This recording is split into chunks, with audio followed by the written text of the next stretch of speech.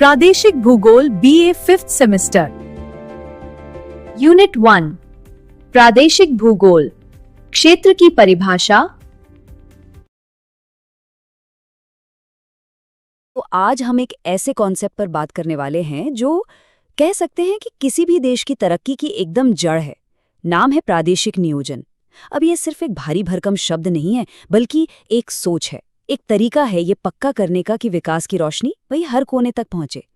तो चलिए शुरू करते हैं इस दिलचस्प सफर को। पर एक मिनट, कभी ये सोचा है कि ऐसा होता क्यों है कि कुछ शहर तो मानो आसमान छू रहे होते हैं और कुछ इलाके बस पीछे ही छूट जाते हैं। ये जो विकास का गैप है, ये असंतुलन, ये है क्यों? यही वो बड़ा सवाल है और इसका जवाब कहीं ना कहीं प्रादेशिक नियोजन में ही छिपा हुआ है। तो देखिए, आज हम इस पूरे कॉन्सेप्ट को ना परत दर परत समझेंगे। मतलब ये है क्या, इसके लक्ष्य क्या होते हैं, इसके फायदे और नुकसान क्या हैं, भारत में इसका सफर कैसा रहा है और सबसे जरूरी, आज के समय में ये इतना मैटर क्यों करता है। तो चलिए सबसे पहले ना इसके नाम को ही थोड़ा तोड़ते हैं। प्रादेशिक नियोजन, इसको समझने के लिए ये समझना बहुत जरूरी है कि ये प्रदेश होता क्या है आखिर। अब देखिए, ज्योग्राफी के हिसाब से देखें ना तो प्रदेश का मतलब सिर्फ नक्शे पर खींची एक लकीर नहीं होता।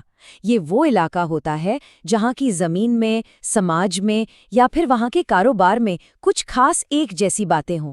मिसाल के तौर पर कोई पहाड़ी प्रदेश हो गया या फिर कोई कृषि प्रदेश। और जब हम इसी खास प्रदेश के हर एक पहलू को ध्यान में रखते हैं और उसके लिए एक पूरा सोचा समझा साइंटिफिक प्लान बनाते हैं जिससे कि विकास बैलेंस्ड हो, तो बस उसी को कहते हैं प्रादेशिक नियोजन। मतलब ये कोई तुक्केबाजी नहीं है, इसके पीछे पूरी एक साइंस है। इसको ना ऐसे समझिए, क्या जो डेवलपमेंट का मॉडल हिमालय के लिए काम करेगा वही गंगा के मैदानों के लिए भी चल जाएगा, या फिर दक्कन के पठार के लिए? नहीं, बिल्कुल नहीं। हर इलाके की अपनी एक अलग सच्चाई है, अपनी ज़रूरतें हैं और अपने ही चैलेंजेस हैं। ठीक है, तो अब ये तो समझ आ गया कि ये है क्या। पर अब अगला सवाल ये है कि आखिर इसकी ज़रूरत ही क्यों पड़ती है, इसके गोल्स क्या हैं? देखिए, इसका सबसे बड़ा मकसद है विकास की जो खाई है ना, उसको भरना। जरा सोचिए, एक तरफ महाराष्ट्र है और दूसरी तरफ बिहार। ये जो इतना बड़ा फर्क है, बस इसी फर्क को कम करना प्रादेशिक नियोजन का सबसे अहम लक्ष्य है। और सुनिए, ये बात सिर्फ पैसे की नहीं है। इसका मकसद ये भी है कि जो रिसोर्सेज हैं उनका सही से इस्तेमाल हो, लोगों को अपने ही इलाके में काम मिले, हमारा पर्यावरण सेफ रहे और हेल्थ, एजुकेशन जैसी जो बेसिक चीजें हैं वो बेहतर हों। मतलब ये डेवलपमेंट को ना एक 360 डिग्री नजरिए से देखता है।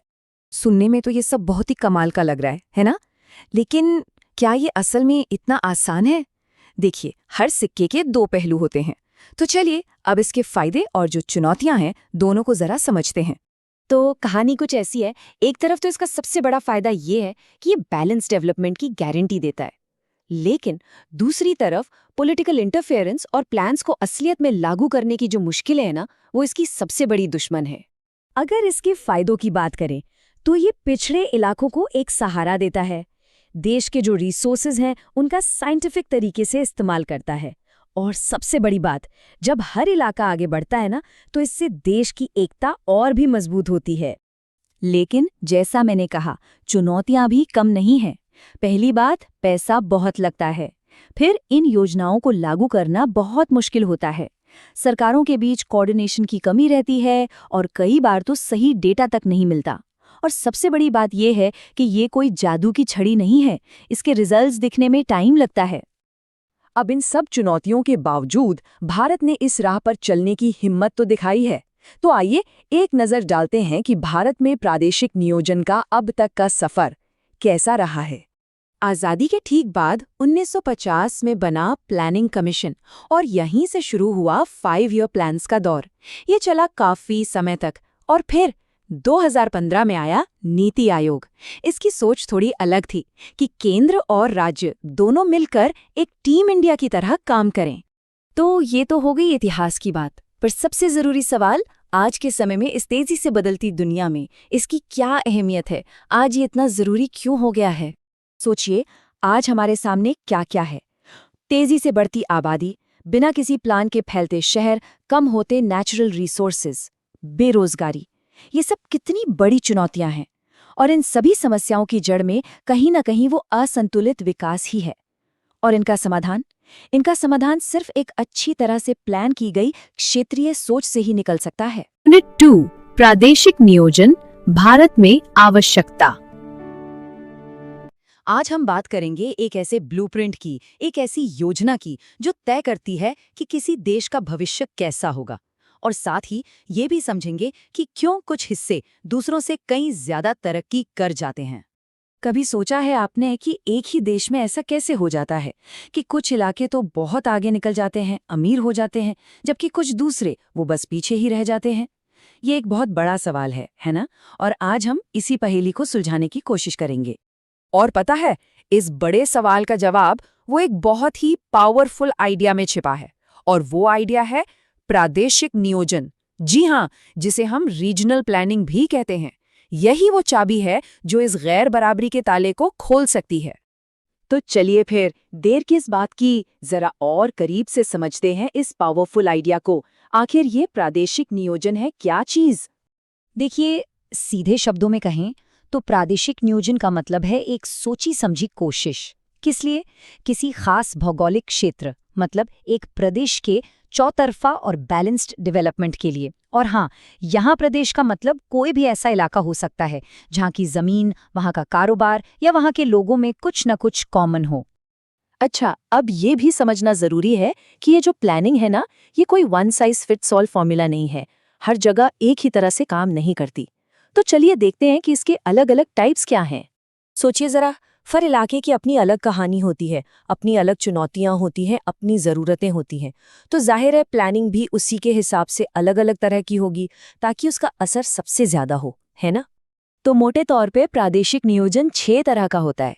सबसे पहले है महानगरीय नियोजन, जिसका बेस्ट एग्जाम्पल है दिल्ली एनसीआर। इसका मकसद क्या है? शहरों पर जो आबादी का बोझ बढ़ रहा है उसे मैनेज करना। फिर आता है ग्रामीण नियोजन, जो पूरी तरह से खेती किसानी और गांवों में रोजगार पर फोकस करता है।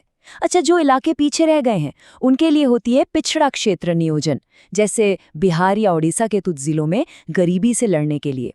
इसी तरह नदी घाटी औद्योगिक नियोजन, जैसे महाराष्ट्र के इंडस्ट्रियल कॉरिडोर्स को देख लीजिए। और आखिर में संसाधन आधारित नियोजन भी होता है।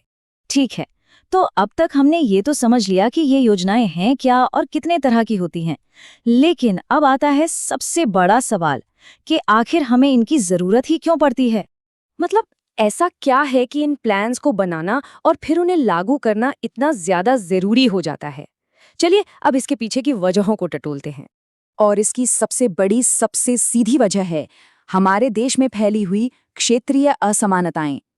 आप देखिए, कुछ इलाके तो डेवलपमेंट की रेस में बहुत बहुत आगे निकल गए हैं और कुछ काफी पीछे छूट गए हैं। अगर इस गैर बराबरी को समझना है ना, तो केरल और झारखंड का उदाहरण सबसे अच्छा है। डेवलपमेंट के ज्यादातर पैरामीटर्स पर इन दोनों राज्यों में जमीन आसमान का फर्क दिखेगा, और बस यही वो खाई है जिसे पाटने का काम करता है प्रादेशिक नियोजन। तो हमें प्लानिंग क्यों चाहिए? सबसे पहले ताकि ये जो इलाकों के बीच का फर्क है वो कम हो। दूसरा, जो हमारे प्राकृतिक संसाधन हैं उनका इस्तेमाल बैलेंस्ड तरीके से हो। तीसरा, शहरों में बढ़ती भीड़, प्रदूषण जैसी प्रॉब्लम्स को मैनेज करने के लिए। चौथा, हमारे पर्यावरण को बचाने के लिए। और सबसे जरूरी, देश की एकता और स्थिरता को बनाए रखने के लिए। चलिए अब बात करते हैं असली इम्पैक्ट की। मतलब जब एक सही प्लान जमीन पर उतरता है तो होता क्या है, नतीजे कैसे दिखते हैं? सीधी सी बात है, जब ब्लूप्रिंट सही हो तो नतीजे समाज को पूरी तरह से बदल सकते हैं। इसमें वाकई वो ताकत होती है। और ये होता कैसे है? ये एक तरह की पॉजिटिव चेन रिएक्शन है। देखिए, सबसे पहले होता है संतुलित विकास। इससे क्या होता है? नई नई नौकरियां बनती हैं, रोजगार मिलता है, और जब लोगों को काम मिलता है तो जाहिर है उनकी क्वालिटी ऑफ लाइफ बेहतर होती है। और इन सब के आखिर में क्या होता है? समाज में आता है सामाजिक न्याय। और फायदे यहीं खत्म नहीं होते, इसके अलावा भी बहुत कुछ है। जैसे बाढ़ या तूफान जैसी आपदाओं से निपटने की हमारी तैयारी बेहतर हो जाती है, सरकारी कामकाज ज्यादा कुशल हो जाता है, और हाँ, लोगों को बेहतर स्वास्थ्य और शिक्षा की सुविधाएं भी मिलने लगती हैं। और आखिर में इस पूरी बातचीत का सार इस एक लाइन में है: जब देश के सभी हिस्सों का बराबर विकास होता है तो समाज का आर्थिक और सामाजिक असंतुलन खुद ब खुद कम हो जाता है और इससे मजबूत होती है हमारी राष्ट्रीय एकता। तो आज हम एक ऐसे कॉन्सेप्ट पर बात करने वाले हैं जो कह सकते हैं कि किसी भी देश की तरक्की की एकदम जड़ है। नाम है प्रादेशिक नियोजन। अब ये सिर्फ एक भारी भरकम शब्द नहीं है, बल्कि एक सोच है, एक तरीका है ये पक्का करने का कि विकास की रोशनी वही हर कोने तक पहुंचे। तो चलिए शुरू करते हैं इस दिलचस्प सफर को।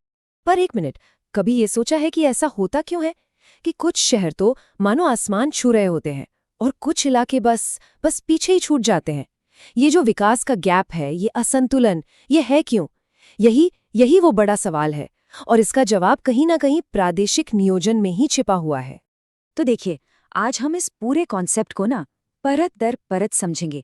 मतलब ये है क्या, इसके लक्ष्य क्या होते हैं, इसके फायदे और नुकसान क्या हैं, भारत में इसका सफर कैसा रहा है और सबसे जरूरी, आज के समय में ये इतना मैटर क्यों करता है।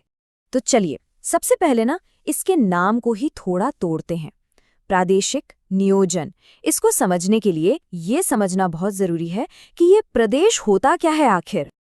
अब देखिए, ज्योग्राफी के हिसाब से देखें ना तो प्रदेश का मतलब सिर्फ नक्शे पर खींची एक लकीर नहीं होता। ये वो इलाका होता है जहाँ की जमीन में, समाज में या फिर वहाँ के कारोबार में कुछ खास एक जैसी बातें हों। मिसाल के तौर पर कोई पहाड़ी प्रदेश हो गया या फिर कोई कृषि प्रदेश।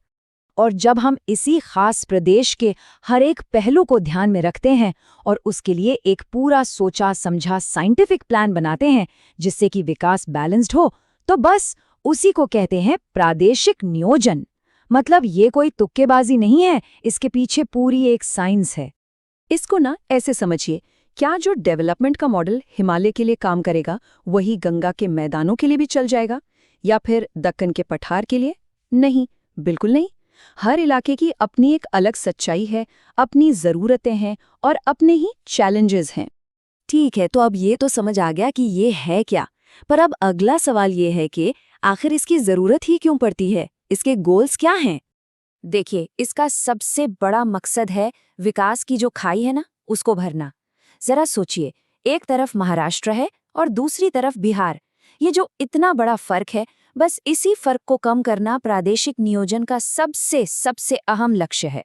और सुनिए, ये बात सिर्फ पैसे की नहीं है। इसका मकसद ये भी है कि जो रिसोर्सेज हैं उनका सही से इस्तेमाल हो, लोगों को अपने ही इलाके में काम मिले, हमारा पर्यावरण सेफ रहे और हेल्थ, एजुकेशन जैसी जो बेसिक चीजें हैं वो बेहतर हों। मतलब ये डेवलपमेंट को ना एक 360 डिग्री नजरिए से देखता है। सुनने में तो ये सब बहुत ही कमाल का लग रहा है ना? लेकिन क्या ये असल में इतना आसान है? देखिए, हर सिक्के के दो पहलू होते हैं। तो चलिए अब इसके फायदे और जो चुनौतियां हैं दोनों को जरा समझते हैं। तो कहानी कुछ ऐसी है, एक तरफ तो इसका सबसे बड़ा फायदा ये है कि ये बैलेंस डेवलपमेंट की गारंटी देता है, लेकिन दूसरी तरफ पॉलिटिकल इंटरफेरेंस और प्लान्स को असलियत में लागू करने की जो मुश्किलें हैं ना, वो इसकी सबसे बड़ी दुश्मन है। अगर इसके फायदों की बात करें तो ये पिछड़े इलाकों को एक सहारा देता है, देश के जो रिसोर्सेज हैं उनका साइंटिफिक तरीके से इस्तेमाल करता है, और सबसे बड़ी बात, जब हर इलाका आगे बढ़ता है ना तो इससे देश की एकता और भी मजबूत होती है। लेकिन जैसा मैंने कहा, चुनौतियां भी कम नहीं हैं। पहली बात, पैसा बहुत लगता है। फिर इन योजनाओं को लागू करना बहुत मुश्किल होता है। सरकारों के बीच कोऑर्डिनेशन की कमी रहती है और कई बार तो सही डेटा तक नहीं मिलता। और सबसे बड़ी बात यह है कि ये कोई जादू की छड़ी नहीं है, इसके रिजल्ट्स दिखने में टाइम लगता है। अब इन सब चुनौतियों के बावजूद भारत ने इस राह पर चलने की हिम्मत तो दिखाई है। तो आइए एक नज़र डालते हैं कि भारत में प्रादेशिक नियोजन का अब तक का सफर कैसा रहा है। आज़ादी के ठीक बाद 1950 में बना प्लानिंग कमीशन और यहीं से शुरू हुआ 5 ईयर प्लान्स का दौर। ये चला काफी समय तक और फिर 2015 में आया नीति आयोग। इसकी सोच थोड़ी अलग थी कि केंद्र और राज्य दोनों मिलकर एक टीम इंडिया की तरह काम करें। तो ये तो हो गई इतिहास की बात, पर सबसे जरूरी सवाल, आज के समय में इस तेजी से बदलती दुनिया में इसकी क्या अहमियत है? आज ये इतना जरूरी क्यों हो गया है? सोचिए, आज हमारे सामने क्या क्या है। तेजी से बढ़ती आबादी, बिना किसी प्लान के फैलते शहर, कम होते नेचुरल रिसोर्सेज, बेरोजगारी, ये सब कितनी बड़ी चुनौतियां हैं। और इन सभी समस्याओं की जड़ में कहीं ना कहीं वो असंतुलित विकास ही है। और इनका समाधान? इनका समाधान सिर्फ एक अच्छी तरह से प्लान की गई क्षेत्रीय सोच से ही निकल सकता है। यूनिट 3 क्षेत्रीय योजना के लिए सिद्धांत और मॉडल। इन मॉडलों को हम डायग्राम में देखेंगे। आज हम बात करने वाले हैं इकोनॉमिक डेवलपमेंट की एक बहुत ही फैसिनेटिंग थ्योरी के बारे में, ग्रोथ पोल मॉडल। आखिर ये है क्या? ये एक ऐसा आइडिया है जो हमें बताता है कि विकास मतलब डेवलपमेंट आखिर शुरू कैसे होता है और फिर फैलता कैसे है। तो चलिए इसे समझने की कोशिश करते हैं। तो सबसे पहले एक बहुत ही बेसिक सा सवाल, क्या इकोनॉमिक डेवलपमेंट हर जगह मतलब हर शहर, हर गांव में एक साथ होता है? नहीं, राइट। कहीं ज्यादा होता है, कहीं कम, और बस यही वो गुत्थी है जिसे ग्रोथ पोल मॉडल सुलझाने की कोशिश करता है। तो सवाल उठता है कि ये अनइवन डेवलपमेंट होता क्यों है? इसे समझने के लिए हमें इस आइडिया की एकदम जड़ों तक जाना होगा। चलिए पता लगाते हैं कि ये कॉन्सेप्ट आया कहाँ से और इसका असल मतलब क्या है। तो इसके लिए हमें चलना होगा 1955 में फ्रांस। यहाँ एक फ्रेंच इकोनॉमिस्ट थे, फ्रांसवा पेरोक्स। इन्होंने एक ऐसा रिवोल्यूशनरी आइडिया सामने रखा जिसने रीजनल डेवलपमेंट को देखने का दुनिया का नजरिया ही हमेशा के लिए बदल दिया। तो ये ग्रोथ पोल आखिर है क्या भला? इसे ऐसे समझिए जैसे एक सेंटर जहां डेवलपमेंट की चिंगारी सबसे पहले लगती है। ये कोई शहर हो सकता है, कोई इंडस्ट्रियल एरिया, या कोई भी ऐसी जगह जो इकोनॉमिक एक्टिविटीज का हब बन जाए। और फिर यहीं से डेवलपमेंट बाहर की तरफ फैलना शुरू होता है। अब सवाल है कि इस पोल का, इस ध्रुव का इंजन क्या है? वो है प्रोपल्सिव इंडस्ट्री। और ये कोई छोटा मोटा बिजनेस नहीं है। नहीं, ये एक बड़ी, डोमिनेंट और इनोवेटिव इंडस्ट्री होती है जिसमें इतनी पावर होती है कि वो पूरी इकोनॉमी को अपने साथ खींच ले। समझिए, ये डेवलपमेंट की पहेली का सबसे जरूरी हिस्सा है। अच्छा, इसे और क्लियर करने के लिए कुछ एग्जाम्पल्स देखते हैं। सोचिए एक बड़ा सा स्टील प्लांट, या एक ऑटोमोबाइल फैक्ट्री, या आज के जमाने में एक जायंट आईटी हब। ये सब प्रोपल्सिव इंडस्ट्रीज के परफेक्ट एग्जाम्पल्स हैं। ये वो इंडस्ट्री हैं जो अपने आसपास का पूरा इकोनॉमिक लैंडस्केप ही बदल कर रख देती हैं। पेरोल ने एक और बहुत ही ब्रिलियंट बात कही। उन्होंने कहा कि डेवलपमेंट सिर्फ ज्योग्राफिकल बॉर्डर्स में कैद नहीं रहता। उन्होंने इकोनॉमिक स्पेस का कॉन्सेप्ट दिया। फॉर एग्जाम्पल, बैंगलोर का आईटी इंडस्ट्री सिर्फ कर्नाटक का कोई तो अफेक्ट नहीं करता है ना। उसके इकोनॉमिक लिंक्स पुणे के सॉफ्टवेयर डेवलपर्स से भी हैं और दिल्ली की मार्केटिंग एजेंसी से भी। बस यही पूरा नेटवर्क, यही पेरोक्स का इकोनॉमिक स्पेस है। ओके, तो अब हम ये तो समझ गए कि एक प्रोपल्सिव इंडस्ट्री चाहिए, लेकिन सवाल ये है कि एक अकेली इंडस्ट्री पूरे इलाके में डेवलपमेंट की लहर पैदा कैसे कर देती है। चलिए इस इंजन के मैकेनिक्स को समझते हैं। यहाँ काम करता है रिपल इफेक्ट, मतलब एक के बाद एक होने वाला असर। इसे कार फैक्ट्री के एग्जाम्पल से समझते हैं। देखो, फैक्ट्री को कार बनाने के लिए टायर्स चाहिए, स्टील चाहिए, लेबर चाहिए। ये सब हुआ बैकवर्ड लिंकेज, जिससे सप्लायर इंडस्ट्रीज को बूस्ट मिलता है। और फिर जब कार्स बन जाती हैं तो उन्हें शोरूम तक ले जाने के लिए ट्रांसपोर्ट चाहिए, उन्हें बेचने के लिए डीलर्स चाहिए, उनकी सर्विसिंग के लिए मैकेनिक्स चाहिए। ये सब हुआ फॉरवर्ड लिंकेज। तो ये पूरा प्रोसेस एक चेन रिएक्शन जैसा है। सबसे पहले एक बड़ी इंडस्ट्री लगती है, फिर वो अपने आसपास छोटी छोटी एंसिलरी इंडस्ट्रीज को, मतलब सहायक उद्योगों को अपनी ओर खींचती है। इससे एम्प्लॉयमेंट एकदम से बढ़ता है। लोग काम के लिए उस जगह पर आने लगते हैं, जिससे अर्बनाइजेशन और पॉपुलेशन डेंसिटी बढ़ जाती है। और फाइनली ये ग्रोथ उस सेंटर से बाहर की ओर फैलने लगती है। सुनने में तो ये मॉडल बड़ा पावरफुल लगता है ना? लेकिन जैसा कहते हैं, हर सिक्के के दो पहलू होते हैं। तो इस डेवलपमेंट मॉडल के जहां कुछ जबरदस्त फायदे हैं, वहीं इसके कुछ सीरियस चैलेंजेस और नुकसान भी हैं। अगर फायदों की बात करें तो सबसे पहले तो ये इंडस्ट्रियलाइजेशन को रॉकेट स्पीड दे देता है। दूसरा, इससे बड़े पैमाने पर जॉब्स क्रिएट होती हैं, जिससे लोगों की इनकम बढ़ती है। फिर इन इंडस्ट्रीज को सपोर्ट करने के लिए सरकारें भी रोड्स, पावर, मतलब इंफ्रास्ट्रक्चर में इन्वेस्ट करती हैं, जिसका फायदा सबको मिलता है। और आखिर में रीजनल डेवलपमेंट के लिए एक क्लियर कट फोकस स्ट्रैटेजी मिल जाती है। लेकिन अब आते हैं इसके डार्क साइड पर। ये अमीर और गरीब इलाकों के बीच की खाई को और भी ज्यादा चौड़ा कर सकता है। अक्सर रूरल एरियाज पीछे छूट जाते हैं। फिर बड़ी इंडस्ट्रीज अपने साथ पोल्यूशन जैसी एनवायरमेंटल प्रॉब्लम्स भी लाती हैं। और सबसे खतरनाक है बैकवॉश इफेक्ट। इसमें होता क्या है कि ये ग्रोथ सेंटर एक मैग्नेट की तरह काम करता है। आसपास के गांव और छोटे शहरों से सारा टैलेंट और रिसोर्सेज अपनी तरफ खींच लेता है। नतीजा, वो इलाके और भी पिछड़ जाते हैं। चलिए अब इस थ्योरी को भारत के कॉन्टेक्स्ट में देखते हैं। क्या ये मॉडल हमारे देश के इकोनॉमिक लैंडस्केप पर फिट बैठता है? अरे बिल्कुल बैठता है। भारत के जो बड़े बड़े महानगर हैं वो इसके क्लासिक एग्जाम्पल्स हैं। दिल्ली को देखिए, पूरे एनसीआर रीजन के लिए ग्रोथ का इंजन है। मुंबई वेस्टर्न इंडिया का फाइनेंशियल और कमर्शियल हब है। हैदराबाद टेक्नोलॉजी और फार्मा का एक बड़ा सेंटर बन गया है। एंड ऑफ कोर्स बेंगलुरु, वो तो सिर्फ एक शहर नहीं, वो भारत की आईटी क्रांति का एपीसेंटर है जो पूरे देश से टैलेंट अट्रैक्ट करता है। और ये सिर्फ पास्ट की बात नहीं है। आज जब हम भारत सरकार की इंडस्ट्रियल कॉरिडोर्स या स्पेशल इकोनॉमिक जोन्स यानी SEZs जैसी पॉलिसीज के बारे में सुनते हैं, तो असल में हम फ्रांसवा पेरोक्स के लगभग 70 साल पुराने आइडियाज को ही एक्शन में देख रहे होते हैं। इससे पता चलता है कि ये कॉन्सेप्ट आज भी कितना पावरफुल और रेलेवेंट है। यहाँ एक छोटी सी पर इंटरेस्टिंग बात और है कि ये आइडिया टाइम के साथ इवॉल्व कैसे हुआ। पेरोन ने तो इसे एक एब्स्ट्रैक्ट इकोनॉमिक स्पेस की तरह देखा था जो बॉर्डर्स से बंधा नहीं था। बाद में एक और थिंकर आए, जाक बुधवेल। उन्होंने इस आइडिया को उठाया और उसे मैप पर ले आए। उन्होंने ही इसे ज्योग्राफिकल स्पेस से जोड़ा और बताया कि ये ग्रोथ पोल्स असल में स्पेसिफिक शहर या इंडस्ट्रियल सेंटर्स होते हैं। तो इस पूरी बातचीत का निचोड़ क्या है? द बॉटम लाइन वो इस कोट में छिपा है। पेरोक्स का ग्रोथ पोल मॉडल ये साफ करता है कि इकोनॉमिक डेवलपमेंट एक यूनिफॉर्म प्रोसेस नहीं है। सीधी सी बात है, ये एक साथ सब जगह नहीं होता। ये कुछ जगहों से शुरू होता है और फिर वहां से फैलता है। कभी सोचा है कि आर्थिक विकास पूरे देश में एक जैसा क्यों नहीं होता? ऐसा क्यों है कि कुछ शहर तो तरक्की के आसमान छूते हैं जबकि बहुत से इलाके पीछे रह जाते हैं?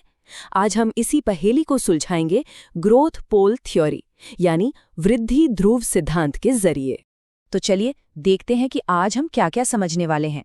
सबसे पहले हम विकास के इस ऊबड़-खाबड़ नक्शे को देखेंगे, फिर ये जानेंगे कि आखिर ये ग्रोथ पोल होता क्या है। इसके बाद समझेंगे कि ये थ्योरी काम कैसे करती है, इसके फायदे नुकसान क्या है और आज की दुनिया में इसकी अहमियत क्या है। चलिए शुरुआत करते हैं उस पहली और सबसे बड़ी पहेली से जिसे ये थ्योरी समझाने की कोशिश करती है। जरा सोचिए, मुंबई या दिल्ली जैसे शहर दौलत और मौकों के इतने बड़े सेंटर क्यों बन गए, जबकि उनके आसपास के ही कई इलाके विकास की दौड़ में बहुत पीछे हैं? देखिए, ये कोई इत्तेफाक नहीं है। इसके पीछे एक पूरा पैटर्न है जिसे अर्थशास्त्रियों ने समझने की कोशिश की है। और इसी बड़े सवाल का जवाब हमें मिलता है ग्रोथ पोल थ्योरी में। तो चलिए अब सीधे मुद्दे पर आते हैं और समझते हैं कि आखिर ये ग्रोथ पोल है क्या भला। तो देखिए, ये सिद्धांत बहुत सीधी सी बात कहता है, आर्थिक विकास हर जगह एक साथ एक बराबर नहीं होता, बल्कि ये कुछ खास सेंटर्स या कहें कि ध्रुवों से शुरू होता है और फिर वहां से बाहर की तरफ फैलता है। और ये कमाल का आइडिया 1955 में फ्रांसीसी अर्थशास्त्री फ्रांसवा पेरू ने दिया था। इस पूरी थ्योरी की नींव आप कह सकते हैं 3 बहुत ही सीधी सादी बातों पर टिकी है। पहली बात कि विकास हमेशा ही असमान होता है। दूसरी कि विकास के कुछ खास केंद्र अपने आप उभर कर सामने आते हैं। और तीसरी कि इन्हीं केंद्रों से विकास छन छन कर आसपास के इलाकों में फैलता है। मतलब विकास को एक तालाब में फेंके गए पत्थर की तरह समझिए, जिससे लहरें एक जगह से शुरू होकर बाहर की ओर फैलती हैं। ठीक है, ये तो समझ आ गया कि ये ऐसा होता है, पर सवाल ये है कि ये काम कैसे करता है? ऐसी कौन सी ताकत है जो इन ग्रोथ पोल्स को एक चुंबक की तरह बना देती है? चलिए इसके मैकेनिज्म को समझते हैं। ये पूरा प्रोसेस ना 3 बड़े ही इंटरेस्टिंग स्टेप्स में होता है। पहला कदम है एक प्रेरक उद्योग या प्रोपल्सिव इंडस्ट्री का लगना। दूसरा कदम है इससे जुड़े फॉरवर्ड और बैकवर्ड लिंकेज का एक जाल सा बन जाना। और तीसरा कदम है विकास का फैलना, जिसे स्प्रेड इफेक्ट कहते हैं। तो सबसे पहले ये समझते हैं कि ये प्रेरक उद्योग क्या है। देखिए, ये कोई भी बड़ी, इनोवेटिव और दमदार इंडस्ट्री हो सकती है जो अपने आसपास दूसरी इंडस्ट्रीज को जन्म दे। इसे आप एक पावरफुल इंजन की तरह समझ सकते हैं जो पूरी इकोनॉमी की ट्रेन को अपने दम पर खींचता है। अब ये जो लिंकेज है ये दो तरह के होते हैं। बैकवर्ड लिंकेज का मतलब है कि वो बड़ी इंडस्ट्री अपना सामान बनाने के लिए छोटी छोटी कंपनियों से कच्चा माल खरीदती हैं, जिससे उन सप्लायर्स की भी ग्रोथ होती है। और फॉरवर्ड लिंकेज का मतलब है कि जब उस बड़ी इंडस्ट्री का माल बनकर तैयार हो जाता है तो उसे बाजार तक पहुंचाने के लिए ट्रांसपोर्ट, मार्केटिंग जैसी नई सर्विसेज और बिजनेस खड़े हो जाते हैं। लेकिन कहानी में एक ट्विस्ट है। हर सिक्के के दो पहलू होते हैं ना। यहाँ भी दो बिल्कुल उल्टी ताकतें काम करती हैं। एक तरफ है स्प्रेड इफेक्ट, जिसमें ग्रोथ पोल अपने आसपास के इलाकों में भी तरक्की फैलाता है। लेकिन दूसरी तरफ है बैकवॉश इफेक्ट, जिसमें वही ग्रोथ पोल आसपास के इलाकों से पैसा, संसाधन और टैलेंटेड लोगों को अपनी तरफ खींच लेता है, जिससे वो इलाके और गरीब हो जाते हैं। तो अब जब थ्योरी समझ आ गई है तो चलिए देखते हैं कि असल दुनिया में इसके क्या फायदे हैं और क्या नुकसान। अपने देश में ही देख लीजिए, दिल्ली, बेंगलोर और मुंबई ये सब ग्रोथ पोल के बेहतरीन उदाहरण हैं। बेंगलुरु में आईटी इंडस्ट्री, मुंबई में फाइनेंस और दिल्ली में सर्विस सेक्टर ने एक इंजन का काम किया। इन्होंने न सिर्फ इन शहरों को बदला बल्कि पूरे देश से टैलेंट और पैसा अपनी ओर खींचा। और अगर दुनिया में देखें तो पेरिस शहर सदियों से फ्रांस के लिए उसका मेन ग्रोथ पोल रहा है। इसके फायदे तो साफ हैं। इंडस्ट्रियल ग्रोथ तेज हो जाती है, नौकरियां बनती हैं, नए शहर बसते हैं और प्लानिंग में भी मदद मिलती है। लेकिन इसका एक दूसरा स्याह पहलू भी है। ये शहरों और गांवों के बीच की खाई और गहरा कर सकता है। ग्रामीण इलाके पीछे छूट सकते हैं और अंधाधुंध विकास से पर्यावरण को भी भारी नुकसान हो सकता है। तो सवाल उठता है कि क्या 1955 की ये थियरी आज भी काम की है?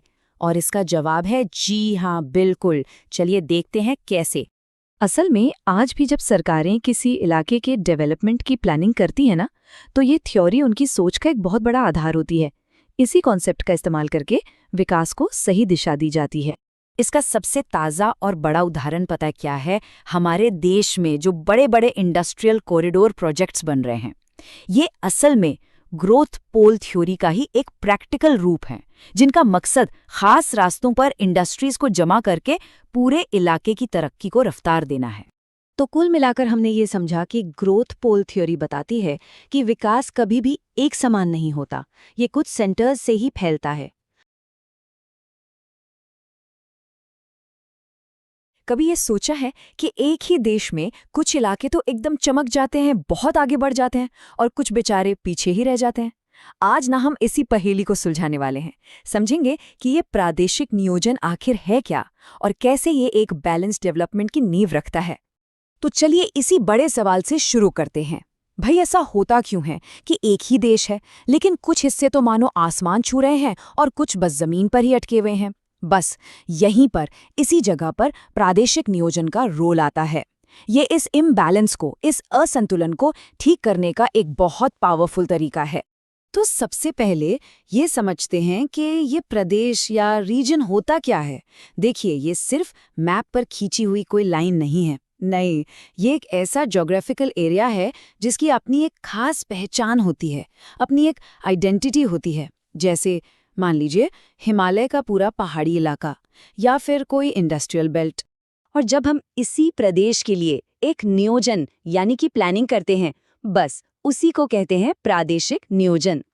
इसको ऐसे समझिए, ये एक डॉक्टर की तरह है जो पूरे शरीर का इलाज करता है, सिर्फ किसी एक हाथ या पैर का नहीं। इसका गोल, इसका लक्ष्य पूरे के पूरे इलाके को एक साथ ऊपर उठाना है। तो सवाल उठता है कि आखिर इसकी जरूरत ही क्यों है? मतलब इतनी मेहनत क्यों करें कि पूरे क्षेत्र की प्लानिंग की जाए? इसके पीछे असल मकसद क्या है? क्या है इसके असली लक्ष्य? देखिए, ये पूरा मिशन यहाँ एकदम साफ दिखता है।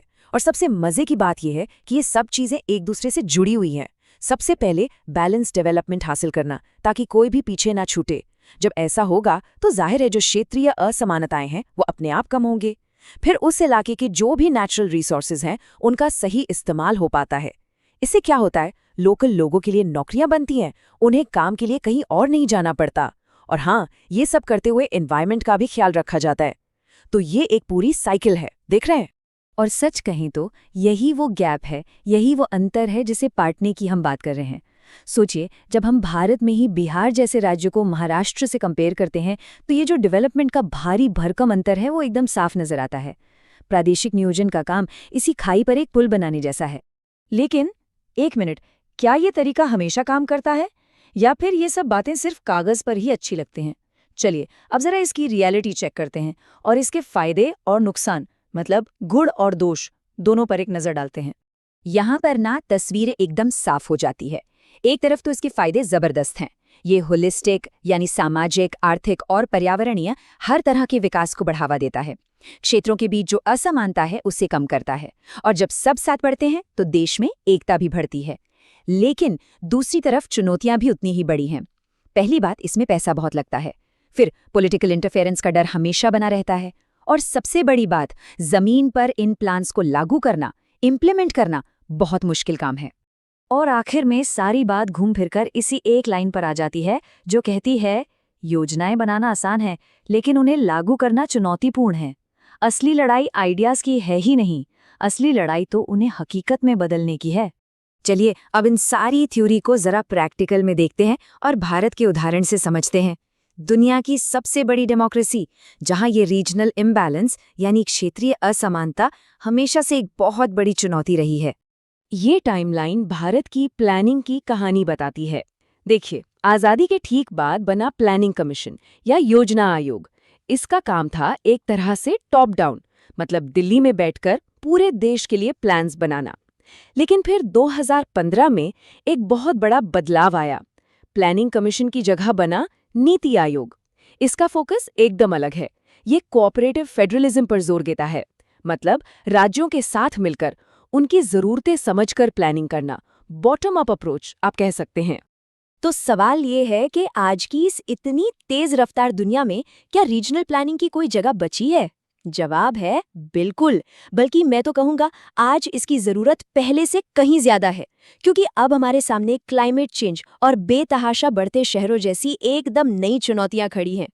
जरा इन मॉडर्न मुश्किलों पर एक नज़र डालिए। आबादी बढ़ती जा रही है, शहरों पर दबाव बेहिसाब है, जिससे अमीर और गरीब इलाकों के बीच का फासला और भी बढ़ रहा है। हमारे नेचुरल रिसोर्सेज तेजी से खत्म हो रहे हैं और बेरोजगारी एक बहुत बड़ी समस्या है। ये सब दिखाता है कि बिना प्लानिंग के, बिना सोचे समझे डेवलपमेंट हमें किस तरफ ले जा रहा है। इसका जवाब सिर्फ एक सुनियोजित, एक वेल प्लान्ड रीजनल अप्रोच ही हो सकता है। तो इस पूरी बातचीत का निचोड़ क्या है, मतलब बॉटम लाइन क्या है, अगर हमें समझना हो कि प्रादेशिक नियोजन का असली मतलब क्या है? और ये लाइन पूरी कहानी कह देती है। प्रादेशिक नियोजन सिर्फ कोई नाइस टू हैव चीज नहीं है, नहीं, ये किसी भी देश के सस्टेनेबल और इंक्लूसिव डेवलपमेंट की आधारशिला है, उसकी नींव है। एक ऐसा डेवलपमेंट जिसका फायदा सिर्फ कुछ लोगों को नहीं, बल्कि हर एक इंसान तक पहुंचे।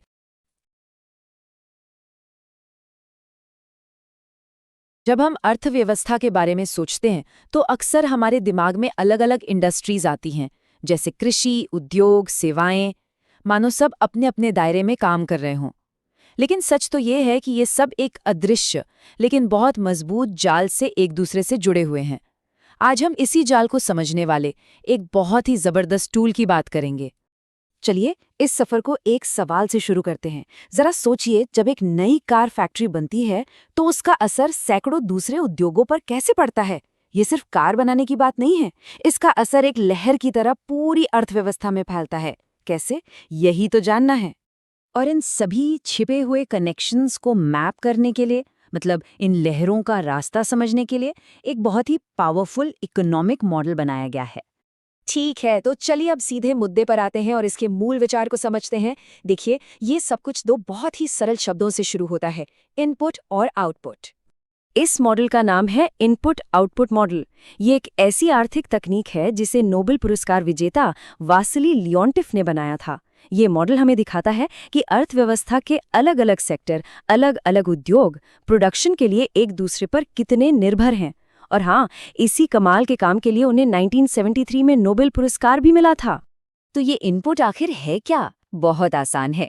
इनपुट वो सभी संसाधन हैं जिनकी जरूरत किसी भी चीज को बनाने में पड़ती है, जैसे कच्चा माल हो गया, काम करने वाले लोग हो गए, या फिर बिजली। मतलब प्रोडक्शन शुरू करने के लिए जो कुछ भी चाहिए वो सब इनपुट है। और जाहिर है, जहां इनपुट होगा वहां आउटपुट तो होगा ही। आउटपुट का मतलब है वो फाइनल सामान या सर्विस जो पूरी प्रोडक्शन प्रोसेस के बाद बनकर तैयार होती है। तो इनपुट से शुरुआत होती है और आउटपुट पर खत्म, सीधी सी बात है। चलिए इसे एक आसान से उदाहरण से समझते हैं, जैसे स्टील इंडस्ट्री। यहाँ इनपुट क्या है? कोयला, लौह अयस्क, बिजली और मजदूर। प्रोसेस क्या है? स्टील बनाना। और आउटपुट क्या निकलता है? स्टील की बीम और शीट्स। लेकिन कहानियां खत्म नहीं होती। ये आउटपुट आखिर में इस्तेमाल कहाँ होता है? कारों में, बड़ी बड़ी इमारतों में, मशीनरी में। तो देखा, एक इंडस्ट्री का आउटपुट किसी दूसरी इंडस्ट्री के लिए इनपुट बन जाता है। यही तो कनेक्शन है। तो अब सवाल ये है कि ये मॉडल काम कैसे करता है? ये इतने सारे कनेक्शंस को आखिर एक जगह पर दिखाता कैसे है? इस मॉडल का दिल है ये इनपुट आउटपुट टेबल। आप इसे एक तरह से पूरी अर्थव्यवस्था का एक्सरे समझ सकते हैं। इस टेबल में जो पंक्तियां यानी रोज होती हैं, वो ये दिखाती हैं कि किसी सेक्टर का बनाया हुआ सामान यानी आउटपुट कहाँ-कहाँ बिकने जाता है। और जो स्तंभ यानी कॉलम्स होते हैं, वो ये दिखाते हैं कि उस सेक्टर को अपना सामान बनाने के लिए इनपुट कहाँ-कहाँ से मिलता है। अगर इसे बिल्कुल आसान भाषा में समझना हो तो बस इतना याद रखिए, रोज बताती हैं कि कोई सेक्टर अपना सामान किसे बेचता है और कॉलम्स बताते हैं कि वो सामान बनाने के लिए खरीदारी किससे करता है। बस ये एक लाइन इस पूरे मॉडल का सार है। अच्छा, थ्योरी तो समझ ली, पर असल दुनिया में इसका क्या काम है? मतलब देश की प्लानिंग और डेवलपमेंट में इसका इस्तेमाल कैसे होता है? चलिए देखते हैं। हम अपनी कार फैक्ट्री वाले उदाहरण पर वापस चलते हैं। मान लीजिए एक नया ऑटोमोबाइल कारखाना बनाया गया। ये हमारी कहानी की पहली घटना है। तो सबसे पहला सीधा असर क्या होगा? जाहिर है, कार बनाने के लिए स्टील और रबर की मांग आसमान छू लेगी। ये हुई पहली लहर जो सीधे तौर पर जुड़ी है। लेकिन बात यहीं खत्म नहीं होती। अब उस स्टील और रबर को फैक्ट्री तक लाने ले जाने के लिए ट्रांसपोर्टेशन की ज़रूरत पड़ेगी। फैक्ट्री में जो हज़ारों लोग काम करेंगे, उनके लिए कैंटीन, बसें और दूसरी सेवाओं की ज़रूरत होगी। ये है दूसरी और तीसरी लहर यानी अप्रत्यक्ष असर। ये मॉडल हमें इन्हीं दूर तक जाने वाली लहरों का अंदाज़ा लगाने में मदद करता है। और यही वजह है कि जो लोग देश की आर्थिक योजनाएं बनाते हैं, उनके लिए ये टूल किसी खजाने से कम नहीं है। वो इसका इस्तेमाल ये देखने के लिए करते हैं कि कौन सा सेक्टर किस पर कितना निर्भर है, सरकार को अपना पैसा कहाँ लगाना चाहिए ताकि सबसे ज़्यादा फायदा हो, किसी नए प्रोजेक्ट का कुल असर क्या होगा और यहाँ तक कि भविष्य में देश की आर्थिक ग्रोथ कैसी रहेगी। पर हाँ, जैसा हर मॉडल के साथ होता है, ये भी परफेक्ट नहीं है। इसकी भी अपनी कुछ खूबियाँ और कुछ कमियाँ हैं। तो चलिए एक बैलेंस नजरिया रखते हैं और दोनों को समझते हैं। इस स्लाइड में ये बहुत अच्छे से बताया गया है। देखिए, फायदों की बात करें तो ये अर्थव्यवस्था के लिंक्स को बहुत साफ साफ दिखाता है और प्लानिंग में मदद करता है। लेकिन इसकी कुछ कमियां भी हैं, जैसे ये मानकर चलता है कि टेक्नोलॉजी बदलती नहीं है, जो कि सच नहीं है। ये गणित के हिसाब से काफ़ी जटिल है और इसके लिए बहुत ज़्यादा और बिल्कुल सटीक डेटा चाहिए होता है, जिसे इकट्ठा करने में ही सालों लग जाते हैं। ये मॉडल एक और बड़ी इकोनॉमिक थ्योरी से भी जुड़ता है, जिसे ग्रोथ पोल थ्योरी कहते हैं। ये थ्योरी भी उद्योगों के बीच फॉरवर्ड और बैकवर्ड लिंकेज यानी आगे और पीछे के संबंधों की बात करती है। और हमारा इनपुट आउटपुट मॉडल इन्हीं संबंधों को आंकड़ों के साथ समझने का एक ठोस तरीका हमें देता है। यूनिट 4 क्षेत्रीय विकास और अल्प विकास। कभी सोचा है कि दुनिया में कुछ देश इतने अमीर क्यों हैं और कुछ देश खैर गरीब क्यों रह जाते हैं? आज की इस चर्चा में हम इसी मुश्किल सवाल को समझने की कोशिश करेंगे, जिसे कहते हैं अल्प विकास या अंडर डेवलपमेंट। ये आखिर है क्या, होता क्यों है और क्या इससे बाहर निकलने का कोई रास्ता भी है? चलिए इस एकेडमिक स्रोत के आधार पर इसकी तह तक चलते हैं। तो शुरुआत सबसे बुनियादी सवाल से करते हैं। हम सब ये शब्द सुनते हैं, है ना, अल्प विकसित, अंडर डेवलप्ड, पर इसका असल मतलब क्या है? देखिए, ये सिर्फ कोई टैग नहीं है, ये अपने आप में एक बहुत ही जटिल हकीकत है और यही हमारी आज की पड़ताल का केंद्र बिंदु है। ठीक है, तो सबसे पहले इसकी परिभाषा को ही पकड़ते हैं और यहीं पर एक आम गलतफहमी को दूर करना जरूरी है। अल्प विकास का मतलब सिर्फ ये नहीं है कि देश के पास पैसा नहीं है। नहीं, इसका दायरा उससे कहीं ज्यादा बड़ा और गहरा है। ये स्लाइड इसे बिल्कुल साफ कर देती है। अल्प विकास का असली मतलब है पोटेंशियल का पूरा इस्तेमाल न हो पाना। जरा सोचिए, एक ऐसा देश जिसके पास शायद ढेर सारे प्राकृतिक संसाधन हो, उपजाऊ जमीन हो, लेकिन फिर भी वो देश तरक्की नहीं कर पा रहा। नतीजा क्या होता है? लोगों की आमदनी कम रह जाती है, जिंदगी जीने का स्तर मुश्किल होता है और बड़े बड़े उद्योग लग ही नहीं पाते। ये संसाधनों की कमी नहीं, बल्कि उनके सही इस्तेमाल की कमी है। और यहीं पर हम इस पूरे विषय के सबसे जरूरी आइडिया पर आते हैं। अर्थशास्त्री रैग्नर नर्क्से की ये बात बहुत ही पावरफुल है। गरीबी का दुष्चक्र ये है क्या आखिर? सीधे शब्दों में कहें तो ये एक ऐसा जाल है जिसमें गरीबी खुद ही और ज्यादा गरीबी को जन्म देती है। आगे हम देखेंगे कि ये चक्र काम कैसे करता है, क्योंकि असल में यही इस पूरी पहेली को सुलझाने की चाबी है। तो अब जब हम इसकी परिभाषा को थोड़ा बहुत समझ गए हैं, तो चलिए इस बीमारी के लक्षणों और उसकी असली जड़ों को देखते हैं। मतलब एक अल्पविकसित अर्थव्यवस्था असल में दिखती कैसी है और वो कौन सी वजहें हैं जो उसे इस हालत में पहुंचा देती हैं। स्क्रीन पर ये जो पॉइंट्स हैं, ये सब मिलकर एक पूरी तस्वीर बनाते हैं। सोचकर देखिए, हर इंसान की औसत आय बहुत कम है। देश की ज्यादातर आबादी आज भी खेती पर ही निर्भर है। नई टेक्नोलॉजी का नामो निशान नहीं है और इसलिए नौकरियां भी नहीं है। ऊपर से बिजनेस शुरू करने के लिए पैसा यानी कैपिटल की कमी है और जनसंख्या तेजी से बढ़ रही है। और इस सब का सीधा असर किस पर पड़ता है? शिक्षा और स्वास्थ्य जैसी जरूरी चीजों पर। तो सवाल यह है कि ये लक्षण आते कहां से हैं? चलिए इसकी जड़ों को देखते हैं। आर्थिक स्तर पर देखें तो जब पैसा ही नहीं होगा तो नए उद्योग कैसे लगेंगे, है ना? जब खेती पुराने ढर्रे पर ही चलती रहेगी तो पैदावार कैसे बढ़ेगी? और फिर आते हैं सामाजिक कारण। अशिक्षा और एक रूढ़िवादी सोच ये अक्सर नई टेक्नोलॉजी और नए आइडियाज को अपनाने के रास्ते में दीवार बनकर खड़ी हो जाती हैं। और कहानी यहीं खत्म नहीं होती। राजनीतिक कारण भी उतने ही बड़े हैं। अगर किसी देश में सरकार ही स्थिर न हो या भ्रष्टाचार फैला हो तो विकास की बड़ी बड़ी योजनाएं सिर्फ कागजों पर ही सिमट कर रह जाती हैं। इसके साथ ही तेजी से बढ़ती आबादी का मतलब है कि हर एक कमाने वाले इंसान पर न कमाने वालों का बोझ बढ़ जाता है, जिससे देश के संसाधनों पर जबरदस्त दबाव पड़ता है।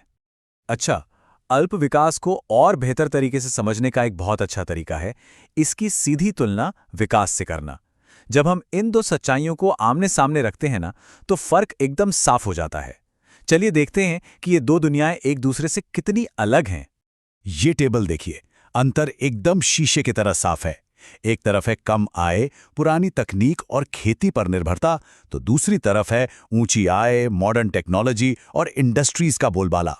लेकिन शायद सबसे बड़ा फर्क इस आखिरी पॉइंट में है, HDI यानी मानव विकास सूचकांक। ये सिर्फ देश की दौलत नहीं मापता, बल्कि ये भी देखता है कि वहां के लोग कितने पढ़े लिखे और स्वस्थ हैं। और यहीं पर अल्प विकसित और विकसित देशों में जमीन आसमान का फर्क आ जाता है।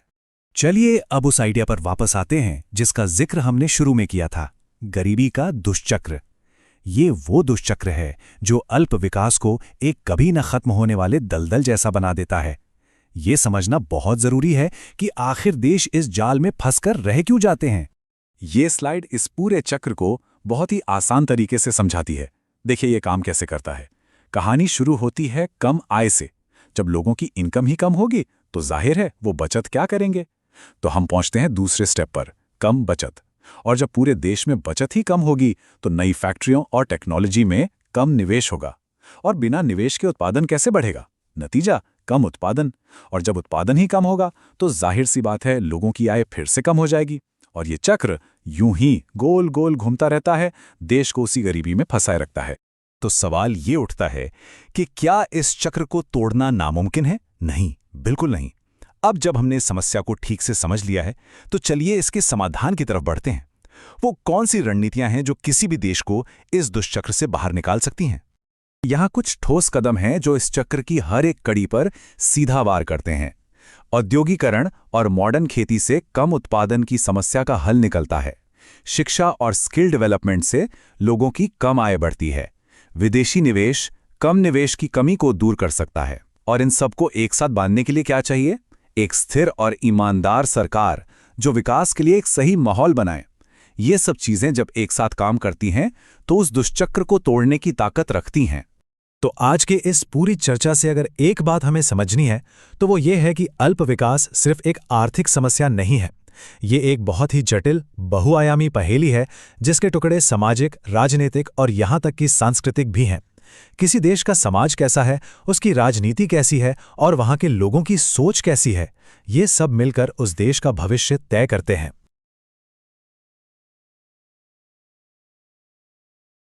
कभी सोचा है कि हम विकास की जिस राह पर इतनी तेजी से दौड़ रहे हैं वो हमें आखिर ले कहाँ जा रही है? आज हम दो बहुत जरूरी आइडियाज को समझने वाले हैं जो हमारे आने वाले कल को पूरी तरह बदल सकते हैं। सतत विकास और संवहनीय विकास। यकीन मानिए, ये सिर्फ किताबों में पढ़ने वाली बातें नहीं हैं, बल्कि ये एक बेहतर भविष्य बनाने का पूरा रोड मैप है। तो चलिए शुरू करते हैं। हम सब देख रहे हैं हमारे चारों तरफ विकास कितनी तेजी से हो रहा है। नई नई बिल्डिंग्स, कमाल की टेक्नोलॉजी और एकदम तेज रफ्तार जिंदगी। लेकिन इस तरक्की की एक कीमत भी है। इसके साथ साथ एक बहुत बड़ी समस्या भी बढ़ रही है, और वो है हमारे पर्यावरण पर इसका बुरा असर। ये आज के दौर का सबसे बड़ा कन्फ्यूजन है, और यही वजह है कि हमें डेवलपमेंट के नए मॉडल की आज इतनी ज्यादा जरूरत है। तो आगे हम क्या बात करेंगे? सबसे पहले हम समझेंगे कि विकास की ये दुविधा आखिर है क्या। फिर हम सतत और संवहनीय विकास के बीच का जो बारीक सा फर्क है उसे जानेंगे। इसके बाद हम इन डेवलपमेंट मॉडल्स के पिलर्स और सॉल्यूशंस पर नजर डालेंगे और आखिर में देखेंगे कि हमारे लिए आगे का रास्ता क्या हो सकता है। तो पहली चीज है विकास की दुविधा। देखिए, हम ऊंची इमारतें और फास्ट पेस्ड लाइफ तो बना रहे हैं, लेकिन क्या हम इसकी कीमत चुकाने के लिए सच में तैयार हैं? हमारे जंगल कम होते जा रहे हैं, नदियां गंदी हो रही हैं, और सच कहूं तो हवा में जहर घुल रहा है। ये वो सीरियस चैलेंज है जिसे हमें आज फेस करना पड़ रहा है। अब सवाल उठता है कि हमें एक नए मॉडल की जरूरत ही क्यों है? सिंपल है, क्योंकि हमारा प्लैनेट हमें वार्निंग दे रहा है। क्लाइमेट चेंज की वजह से कहीं बाढ़ आ रही है तो कहीं सूखा पड़ रहा है। कई पेड़ पौधे और जीव जंतु तो हमेशा के लिए खत्म हो रहे हैं। पीने के साफ पानी की कमी हो रही है, और बढ़ता प्रदूषण हमारी सेहत बिगाड़ रहा है। ये सब एकदम साफ संकेत हैं कि भाई अब हमें अपना रास्ता बदलना ही होगा। तो फिर इसका सॉल्यूशन क्या है? यहीं पर सतत और संवहनीय विकास का कॉन्सेप्ट सामने आता है। अब देखिए, ये दोनों शब्द सुनने में एक जैसे लगते हैं और लोग अक्सर इन्हें एक ही समझ लेते हैं, लेकिन इनके मतलब में एक छोटा पर बहुत जरूरी फर्क है। चलिए अब गहराई से समझते हैं कि इनका असली मतलब क्या है। तो सबसे पहले सतत विकास यानी सस्टेनेबल डेवलपमेंट। इसका सबसे बड़ा आइडिया है बैलेंस। मतलब हम अपनी आज की ज़रूरतें तो पूरी करें, लेकिन ऐसे कि हमारे बाद जो पीढ़ियां आएंगी वो भी अपनी ज़रूरतें पूरी कर सकें। ये एक तरह से जेनरेशन्स के बीच इंसाफ और बराबरी की बात है। और ये कोई नया आइडिया नहीं है। इस विचार को 1987 में यूनाइटेड नेशंस के एक कमीशन ने अपनी एक रिपोर्ट में ऑफिशियली डिफाइन किया था, जिसका नाम था आवर कॉमन फ्यूचर। ये डेफिनेशन आज भी दुनिया भर में सस्टेनेबल डेवलपमेंट की नींव मानी जाती है। अच्छा, अब बात करते हैं संवहनीय या वायबल डेवलपमेंट की। इसका पूरा जोर प्रैक्टिकल होने पर है। ये कहता है कि कोई भी डेवलपमेंट तभी कामयाब है जब वो 3 शर्तें पूरी करे। वो आर्थिक रूप से फायदेमंद हो, समाज उसे अपनाए, और वो पर्यावरण के लिए भी सेफ हो। यानी एक ऐसा टिकाऊ विकास जो हर टेस्ट में पास हो। तो फिर दोनों में मेन डिफरेंस क्या हुआ? इसे ऐसे समझिए, सतत विकास एक बड़े दूर के सपने जैसा है। ये भविष्य की पीढ़ियों की फिक्र करता है।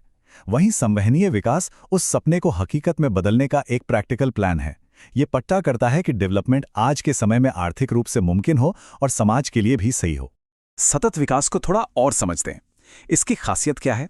इसमें नेचुरल रिसोर्सेज का सोच समझकर इस्तेमाल होता है। पर्यावरण को बचाने पर जोर दिया जाता है।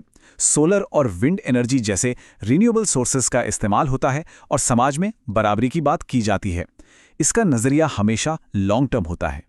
और दूसरी तरफ संवहनीय विकास की खूबियों में आर्थिक फायदे और पर्यावरण की सुरक्षा के बीच एक बैलेंस बनाना शामिल है। इसमें लोकल लोगों को डेवलपमेंट प्रोसेस का हिस्सा बनाया जाता है, और नई टेक्नोलॉजी का इस्तेमाल करके रिसोर्सेज को बेहतर तरीके से मैनेज किया जाता है। साथ ही इसमें सामाजिक न्याय पर भी काफी ध्यान दिया जाता है। ठीक है, तो अब हम इन कॉन्सेप्ट्स को समझ चुके हैं, पर सवाल यह है कि इन्हें असलियत में कैसे बदला जाए। चलिए अब उस फ्रेमवर्क और उन सॉल्यूशंस को देखते हैं जो इस नए डेवलपमेंट मॉडल को हकीकत बना सकते हैं। देखिए, सतत विकास एक 3 पैरों वाले स्टूल की तरह है। इसका एक पैर है इकोनॉमिक ग्रोथ, दूसरा है सोशल जस्टिस, और तीसरा है पर्यावरण की सुरक्षा। अगर एक भी पैर कमजोर हुआ तो पूरा स्टूल गिर जाएगा। मतलब असली विकास तभी हो सकता है जब ये तीनों पिलर्स मजबूती से एक साथ खड़े हों। तो हम इन पिलर्स को मजबूत कैसे कर सकते हैं? ये रहे कुछ तरीके। हमें ज्यादा से ज्यादा पेड़ लगाने होंगे, सूरज और हवा से बिजली बनानी होगी, पानी की हर बूंद बचानी होगी और ऐसी ग्रीन टेक्नोलॉजी अपनानी होगी जो हमारे पर्यावरण की दोस्त हो। ये सिर्फ आइडियाज नहीं हैं, बल्कि ये वो असल कदम हैं जो हम आज उठा सकते हैं। चलिए, अब हम इस पूरी चर्चा के आखिरी हिस्से पर आते हैं। अब हम देखेंगे कि इन आइडियाज को असल दुनिया में कैसे लागू किया जा रहा है और इस सब का निचोड़ क्या है। और अच्छी बात यह है कि भारत भी इस दिशा में कई बड़े कदम उठा रहा है। क्लीन एनर्जी को बढ़ावा देने के लिए मिशन चलाए जा रहे हैं, पानी बचाने के लिए योजनाएं बन रही हैं और देश को हरा भरा बनाने के लिए ग्रीन इंडिया मिशन जैसी पहल की गई है। ये सब भारत के सस्टेनेबल डेवलपमेंट की तरफ बढ़ते कदमों के बेहतरीन उदाहरण हैं। तो आखिर में इस पूरी बातचीत का सार क्या है? सार ये है कि सिर्फ पैसों के पीछे भागना या इकोनॉमिक ग्रोथ ही सब कुछ नहीं है। हमें एक ऐसा विकास चाहिए जो हमारे समाज और हमारे पर्यावरण दोनों की सेहत का ख्याल रखे। तरक्की का मतलब सिर्फ अमीर बनना नहीं, बल्कि सबके लिए एक बेहतर और सुरक्षित भविष्य बनाना है। हम सब ने विकास या डेवलपमेंट शब्द तो सुना ही है, पर कभी सोचा है कि इसका असली मतलब क्या है?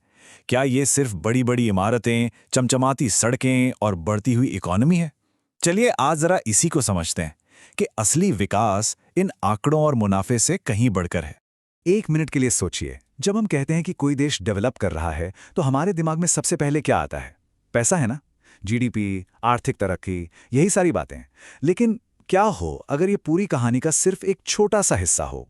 असल में विकास एक बहुत बड़ी और कह सकते हैं कि एक गहरी सोच है।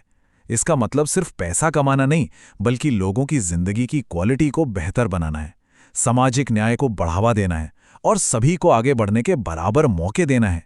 ये पूरी तस्वीर है, किसी पहेली का सिर्फ एक टुकड़ा नहीं। ठीक है, तो चलिए इसे थोड़ा और गहराई से समझते हैं। विकास के असली मतलब को जानने के लिए ना हमें इसके दो हिस्सों को देखना होगा। एक है मात्रात्मक बदलाव और दूसरा है गुणात्मक बदलाव। तो अगर इसकी किताबी परिभाषा देखें तो विकास का मतलब है किसी भी जगह पर हर दिशा में एक पॉजिटिव बदलाव। और यहां सबसे जरूरी शब्द है हर दिशा में, सिर्फ आर्थिक नहीं बल्कि सामाजिक, सांस्कृतिक और राजनीतिक तौर पर भी। मतलब ये एक ऑलराउंड तरक्की है। और यहीं पर बात और भी दिलचस्प हो जाती है। देखिए, एक तरफ है मात्रात्मक बदलाव जिन्हें हम गिन सकते हैं, जैसे ज्यादा प्रोडक्शन, ज्यादा कमाई। दूसरी तरफ है गुणात्मक बदलाव जो सीधे सीधे जिंदगी की क्वालिटी से जुड़े हैं, जैसे बेहतर पढ़ाई, अच्छी सेहत, बराबरी और आज़ादी। असली विकास तब होता है जब ये दोनों चीजें साथ मिलकर आगे बढ़ती हैं। लेकिन ये सिर्फ हम नहीं कह रहे हैं। चलिए देखते हैं कि दुनिया के कुछ बड़े विचारक, बड़े एक्सपर्ट्स इस बारे में क्या कहते हैं। उनके विचार इस बात पर रोशनी डालते हैं कि असल में मायने क्या रखता है, यानी इंसान। इकोनॉमिस्ट डडली सीयर्स का नजरिया ना बहुत सीधा और प्रैक्टिकल है। उनके लिए विकास का असली टेस्ट बहुत आसान है। क्या समाज की जो सबसे बड़ी परेशानियां हैं, जैसे गरीबी, बेरोजगारी और गैर बराबरी, वो कम हो रही हैं? अगर जवाब हाँ है तो वो देश सही रास्ते पे है। सिंपल। अब नोबेल पुरस्कार विजेता अमर्त्य सेन इसे एक और भी गहरी सोच देते हैं। उनके लिए विकास का मतलब है लोगों की आज़ादी और उनकी काबिलियत का बढ़ना। मतलब लोगों के पास अपनी पसंद की जिंदगी जीने के कितने असली मौके हैं। क्या वो जो बनना चाहते हैं वो बन सकते हैं? और यूनाइटेड नेशंस डेवलपमेंट प्रोग्राम यानी यूएनडीपी भी इसी सोच को आगे बढ़ाता है। उनके मुताबिक विकास वो प्रोसेस है जो लोगों के लिए जिंदगी में चॉइस या विकल्प को बढ़ाती है। पढ़ने का विकल्प, अपना करियर चुनने का विकल्प, एक बेहतर और हेल्दी जिंदगी जीने का विकल्प। जितने ज्यादा विकल्प उतना ज्यादा विकास। तो अब तक ये तो काफी साफ हो गया है कि विकास और आर्थिक वृद्धि यानी डेवलपमेंट और इकोनॉमिक ग्रोथ एक चीज नहीं है। चलिए इनके बीच के जो मुख्य अंतर हैं उनको एक एक करके आमने सामने रख के देखते हैं। सबसे बड़ा फर्क तो इनके मतलब में ही है। इकोनॉमिक ग्रोथ सिर्फ आंकड़ों पर ध्यान देती है, जैसे देश की कुल आय कितनी बढ़ी। ये पूरी तरह से मात्रात्मक है। वही विकास जिंदगी की क्वालिटी में हुए सुधार को देखता है, जिसमें आंकड़े भी हैं और लोगों की असल जिंदगी में आया बदलाव भी। ये ठीक वैसा ही है जैसे ज्यादा पैसे होने और एक बेहतर खुशहाल जिंदगी जीने में फर्क होता है। फिर बात आती है दायरे की। आर्थिक वृद्धि का दायरा सिर्फ इकोनॉमी तक ही सीमित है, जिसे जीडीपी जैसे नंबरों से मापा जाता है। दूसरी तरफ विकास का कैनवस कहीं ज्यादा बड़ा है और इसे नापने के पैमाने भी अलग हैं, जैसे ह्यूमन डेवलपमेंट इंडेक्स यानी HDI, जिसमें शिक्षा, औसत उम्र और आय इन तीनों को मिलाकर एक पूरी तस्वीर देखी जाती है। दोनों के लक्ष्य भी जाहिर है बिल्कुल अलग हैं। आर्थिक वृद्धि का मकसद सिर्फ प्रोडक्शन और इनकम बढ़ाना होता है, जो कि कम समय के लिए भी हो सकता है।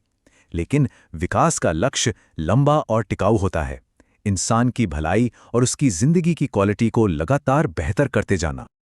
और आखिर में शायद सबसे जरूरी बात, बराबरी और पर्यावरण। देखिए, आर्थिक वृद्धि से पैसा तो बढ़ सकता है, लेकिन अक्सर ये अमीरों और गरीबों के बीच की खाई को और चौड़ा कर देता है और कई बार पर्यावरण को भी भारी नुकसान पहुंचाता है। इसके ठीक उलट सच्चा विकास सामाजिक न्याय और सस्टेनेबिलिटी पर जोर देता है, ताकि तरक्की सब तक पहुंचे और हमारा पर्यावरण भी सुरक्षित रहे। तो इन सब बातों का निचोड़ क्या है, सार क्या है? जवाब बहुत सीधा है, लेकिन बहुत गहरा है। विकास के केंद्र में हमेशा इंसान होता है। अर्थव्यवस्था, इंडस्ट्री, बड़े बड़े आंकड़े, ये सब तो सिर्फ रास्ते हैं, मंजिल नहीं। असली मकसद हमेशा से लोगों का कल्याण रहा है और हमेशा वही रहना चाहिए। आज हम एक ऐसे विषय पर बात करने जा रहे हैं जो हम सबकी जिंदगी से जुड़ा हुआ है, हमारा पर्यावरण और हमारा भविष्य। हम ये समझने की कोशिश करेंगे कि यह सतत विकास यानी सस्टेनेबल डेवलपमेंट आखिर है क्या और ये इतना ज़रूरी क्यों हो गया है। तो चलिए इस बेहद अहम कॉन्सेप्ट को एकदम आसान शब्दों में समझते हैं। तो चलिए शुरू करते हैं। देखिए, सोर्स मटेरियल की जो पहली लाइन है ना, वही पूरी कहानी की नींव रख देती है। ये कहती है कि हम जिस दौर में जी रहे हैं वो इंडस्ट्रीज, शहरों और टेक्नोलॉजी की तरक्की का ज़माना है। मतलब कमाल की प्रोग्रेस हुई है, हमारी ज़िंदगी कितनी आसान हो गई है। पर इसी तरक्की के साथ एक बहुत बड़ा विरोधाभास, एक पैराडॉक्स भी जुड़ा हुआ है। और ये विरोधाभास है क्या? वो ये है कि इस शानदार तरक्की की हमने एक बहुत भारी कीमत चुकाई है। एक ऐसी कीमत जिसने हमें कई गंभीर पर्यावरणीय चुनौतियों के बिल्कुल सामने लाकर खड़ा कर दिया है। सबसे पहली और शायद सबसे बड़ी चुनौती क्लाइमेट चेंज। जो ग्रीन हाउस गैसें बढ़ रही हैं ना, उनकी वजह से धरती का तापमान लगातार ऊपर जा रहा है। और ये सिर्फ मौसम के गर्म होने की बात नहीं है, इसका सीधा मतलब है कि ग्लेशियर पिघल रहे हैं, समंदर का लेवल बढ़ रहा है, जो दुनिया के तटीय इलाकों के लिए एक बहुत बड़ा खतरा है। इसके ठीक साथ जुड़ी है एक और समस्या, एयर और वाटर पोल्यूशन की। एक तरफ फैक्ट्रियों का धुआं और गाड़ियों का एग्जॉस्ट हमारी हवा में जहर घोल रहा है, तो दूसरी तरफ कारखानों से निकलने वाला केमिकल वेस्ट हमारी नदियों और झीलों को पूरी तरह से बर्बाद कर रहा है। फिर बात आती है जंगलों की, जो लगातार काटे जा रहे हैं। देखिए, विकास के नाम पर पेड़ों की ये जो अंधाधुंध कटाई हो रही है, इससे सिर्फ जानवरों के घर नहीं छिन रहे, बल्कि ये बायोडाइवर्सिटी के नुकसान और मिट्टी के कटाव की भी एक बहुत बड़ी वजह बन रही है। और जंगलों की कटाई का सीधा असर पड़ता है जैव विविधता पर। मतलब हजारों लाखों जीव जंतु और पेड़ पौधों की प्रजातियां आज खत्म होने की कगार पर हैं। इससे हो क्या रहा है? प्रकृति का जो एक नाजुक सा बैलेंस है वो बिगड़ रहा है। और आखिर में पानी की किल्लत, बढ़ती आबादी और पानी की बेतहाशा बर्बादी के कारण दुनिया के कई हिस्सों में साफ पीने का पानी मिलना एक बहुत ही बड़ी चुनौती बनता जा रहा है। तो क्लाइमेट चेंज, पोल्यूशन, कटते जंगल, ये सब अलग अलग प्रॉब्लम्स नहीं हैं। आप देखिए, ये सारी की सारी एक दूसरे से बहुत गहराई से जुड़ी हुई हैं और ये सब मिलकर एक ऐसा ग्लोबल संकट खड़ा करती हैं जिसका असर हम सब पर पड़ना तय है।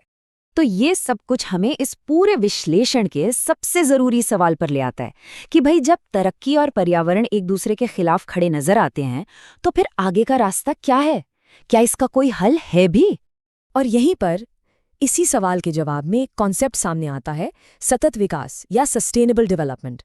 और ये कोई छोटा मोटा आइडिया नहीं है, ये एक बहुत पावरफुल विचार है जिसे यूनाइटेड नेशंस तक ने माना है। ये असल में विकास का एक ऐसा मॉडल है जो कहता है कि तरक्की और पर्यावरण की सुरक्षा के बीच संतुलन बनाया जा सकता है।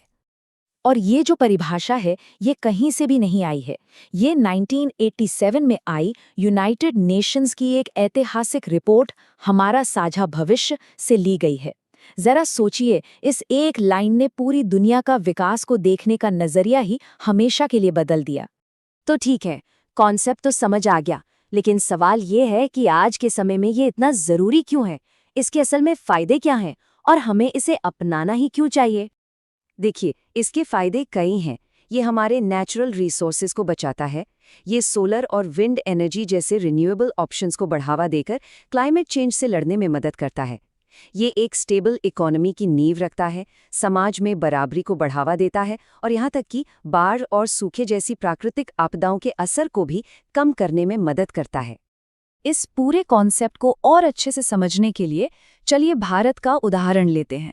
भारत जैसे एक विकासशील देश के लिए, जहां तरक्की की रफ्तार बहुत तेज है, ये और भी ज्यादा मायने रखता है। अब भारत के सामने कुछ अपनी खास चुनौतियां हैं, जैसे तेजी से बढ़ते उद्योग और शहर, एयर पोल्यूशन की बड़ी वजह है। हमारी बढ़ती आबादी पानी की कमी को और भी ज्यादा गंभीर बना रही है, और शहरों से जो इतना कचरा निकल रहा है, उसका मैनेजमेंट अपने आप में एक बहुत बड़ी चुनौती है। तो हमने प्रॉब्लम समझ ली, सॉल्यूशन का कॉन्सेप्ट भी जान लिया और एक रियल वर्ल्ड उदाहरण भी देख लिया। अब सवाल ये है कि इसे असलियत में कैसे लाया जाए, मतलब प्रैक्टिकल रास्ता क्या है? तो यहाँ जो सबसे जरूरी बात है वो ये है कि ये सिर्फ बातें नहीं हैं, बल्कि एक्शन लेने वाले स्टेप्स हैं। सोलर और विंड एनर्जी जैसे रिन्यूएबल सोर्स अपनाना, ज्यादा से ज्यादा पेड़ लगाना, पानी बचाना, पोल्यूशन पर सख्त कंट्रोल रखना और सबसे जरूरी पर्यावरण के बारे में लोगों को जागरूक करना, ये सभी सतत विकास की तरफ उठाए गए ठोस कदम हैं। और जानते हैं, यही इस पूरी बातचीत का निचोड़ है। ये कोई या तो ये या वो वाली सिचुएशन नहीं है। ऐसा बिल्कुल नहीं है कि हमें आर्थिक तरक्की और पर्यावरण की सुरक्षा में से किसी एक को चुनना पड़ेगा। नहीं, सतत विकास हमें एक रास्ता दिखाता है, एक ऐसा रास्ता जहां हम दोनों को एक साथ लेकर चल सकते। कभी सोचा है कि हमारे शहरों की जो ये जगमगाती रोशनियां हैं और हमारे जो हरे भरे जंगल हैं, इनके बीच आखिर रिश्ता क्या है? आज हम इसी मुश्किल लेकिन बहुत जरूरी सवाल का जवाब ढूंढने की कोशिश करेंगे। पर्यावरण और विकास के संतुलन का सवाल। ये एक ऐसा मुद्दा है जो सीधे सीधे हमारे भविष्य को एक शक्ल देता है। तो आज हम किन बातों पर गौर करेंगे? सबसे पहले तो हम इस नाजुक से बैलेंस को समझेंगे। फिर हम पर्यावरण और विकास, इन दो पिलर्स की बुनियाद को जानेंगे। इसके बाद हम देखेंगे कि विकास की कीमत क्या चुकानी पड़ती है, और आखिर में सस्टेनेबल डेवलपमेंट के जरिए हम अपने भविष्य का रास्ता खोजेंगे। तो चलिए शुरू करते हैं पहले हिस्से से, एक नाजुक संतुलन। यहीं पर हम उस बुनियादी सवाल की पड़ताल करेंगे जो असल में विकास और पर्यावरण के बीच की पूरी बहस की जड़ है। ये एक ऐसा सवाल है जो हम सबके दिमाग में कभी न कभी तो आता ही है। देखिए, एक तरफ हम सबको बेहतर सड़कें, अच्छे अस्पताल और रोजगार चाहिए जो विकास का प्रतीक हैं, और दूसरी तरफ हम ये भी जानते हैं कि इन सब चीज़ों के लिए ज़मीन, पानी और खनिज चाहिए जो हमें कुदरत से मिलते हैं। तो क्या इसका मतलब ये हुआ कि तरक्की करने के लिए प्रकृति को खत्म करना ही पड़ेगा? बस इसी टकराव को हमें समझना होगा। चलिए अब आगे बढ़ते हैं और अपने दो मेन पिलर्स यानी पर्यावरण और विकास की नींव को समझते हैं। इनके सही मतलब को जाने बिना इनके बीच के इस उलझे हुए रिश्ते को समझना नामुमकिन है। तो पर्यावरण आखिर है क्या? इसको ना ऐसे समझिए, हमारे चारों ओर जो कुछ भी मौजूद है, जिस हवा में हम सांस लेते हैं, जो पानी हम पीते हैं और जिस जमीन पर हम रहते हैं, ये सब कुछ पर्यावरण है। ये सिर्फ जंगल या जानवर नहीं है, बल्कि ये हमारे जीवन का आधार है जो हमें जिंदा रहने के लिए हर जरूरी चीज देता है। और विकास का मतलब सिर्फ बड़ी बड़ी इमारतें और फैक्ट्रियां बनाना नहीं होता। इसका असली मतलब है लोगों की जिंदगी को बेहतर बनाना, अच्छे स्कूल, अच्छे अस्पताल और काम करने के नए नए मौके पैदा करना। इसका आखिरी लक्ष्य तो एक बेहतर और खुशहाल समाज बनाना ही है। और यहाँ सबसे जरूरी बात यह है कि ये दोनों चीजें अलग अलग नहीं हैं। ये एक दूसरे पर बहुत गहराई से निर्भर हैं, एक दूसरे के दुश्मन नहीं, बल्कि एक ही सिक्के के दो पहलू हैं। देखिए, बात सीधी सी है। विकास के लिए हमें चाहिए प्राकृतिक संसाधन जो हमें पर्यावरण से मिलते हैं, लेकिन जब हम इन संसाधनों का आंखें बंद करके इस्तेमाल करते हैं तो हम पर्यावरण को नुकसान पहुंचाते हैं, और एक कमजोर पर्यावरण लंबे समय में विकास की रफ्तार को भी धीमा कर देता है। तो बात साफ है, एक स्वस्थ पर्यावरण के बिना टिकाऊ विकास हो ही नहीं सकता। अब बात करते हैं विकास की उस कीमत की जिसे हम अक्सर अनदेखा कर देते हैं। जब ये संतुलन बिगड़ता है तो प्रकृति अपना हिसाब वसूलती है। चलिए देखते हैं कि ये कीमत है क्या। बिना सोचे समझे किए गए विकास ने हमें कई गंभीर समस्याओं के मुहाने पर ला खड़ा किया है। जरा सोचिए, हर मिनट फुटबॉल के मैदान जितने जंगल साफ हो रहे हैं, हमारी नदियां फैक्ट्रियों के जहरीले केमिकल से भर रही हैं, और इसका नतीजा क्या हो रहा है? क्लाइमेट चेंज, जो कभी बाढ़ तो कभी सूखे के रूप में हमारे दरवाजे पर दस्तक दे रहा है। तो सवाल ये है कि क्या हम इस निराशाजनक तस्वीर को बदलने के लिए कुछ कर सकते हैं? जवाब है बिल्कुल कर सकते हैं। और यहीं पर सामने आती है सस्टेनेबल डेवलपमेंट की सोच, एक ऐसा रास्ता जो हमें समस्या से समाधान की तरफ ले जाता है। ये जो परिभाषा है ना, ये सस्टेनेबल डेवलपमेंट की आत्मा है। 1987 में जब ये बात कही गई तो इसने दुनिया की सोच को जैसे बदल कर रख दिया। पहली बार विकास को सिर्फ आज के फायदे के तौर पर नहीं, बल्कि आने वाली पीढ़ियों की एक अमानत के तौर पर देखा गया। इसका संदेश बहुत सीधा और ताकतवर है। अपनी ज़रूरतें पूरी करो, बिल्कुल करो, लेकिन अपने बच्चों के भविष्य की कीमत पर नहीं। तो सतत विकास को हकीकत में कैसे बदला जाए? इसके लिए हमें कुछ ठोस कदम उठाने होंगे, जैसे कि ज़्यादा से ज़्यादा पेड़ लगाकर अपने जंगलों को दोबारा जिंदा करना, कोयले की जगह सोलर और विंड एनर्जी को अपनाना, और पानी की एक एक बूंद को बचाना। ये हम सभी की जिम्मेदारी है। भारत जैसे विकासशील देशों के लिए ये चुनौती और भी बड़ी हो जाती है। यहाँ देखिए, इंडस्ट्रियल प्रोजेक्ट से रोजगार तो मिलता है, लेकिन साथ ही प्रदूषण भी बढ़ता है। बड़े बड़े बांध बिजली तो देते हैं, लेकिन वो हजारों एकड़ जंगल को भी डुबो देते हैं। इसी मुश्किल संतुलन को साधना हमारी सबसे बड़ी परीक्षा है। तो ये संतुलन कैसे बनेगा? इसके लिए 3 सबसे अहम रास्ते हैं। पहला, कोई भी बड़ा प्रोजेक्ट शुरू करने से पहले ये जांचना कि उसका पर्यावरण पर क्या और कितना असर होगा। दूसरा, ऐसी नई टेक्नोलॉजी अपनाना जो पर्यावरण के लिए अच्छी हो। और तीसरा, जो सबसे जरूरी है, विकास की प्रक्रिया में उन स्थानीय लोगों की आवाज सुनना जिनकी जिंदगी उस पर सबसे ज्यादा निर्भर करती है। हमें इस सोच को बदलना ही होगा कि पर्यावरण और विकास एक दूसरे के दुश्मन हैं। सच तो ये है कि वो एक दूसरे के पूरक हैं। एक ऐसा विकास जो प्रकृति की इज्जत करता है, वही असल में टिकाऊ होता है और लंबे समय तक चलता है। तो आखिर में ये सवाल हम सबके लिए है। एक बैलेंस्ड भविष्य बनाने में हमारी अपनी क्या भूमिका है? ये सिर्फ सरकारों का काम नहीं है, ये हमारी व्यक्तिगत और सामूहिक दोनों तरह की जिम्मेदारी है। इस पर सोचिएगा जरूर और आज से ही एक छोटा सा बदलाव करने की कोशिश कीजिएगा।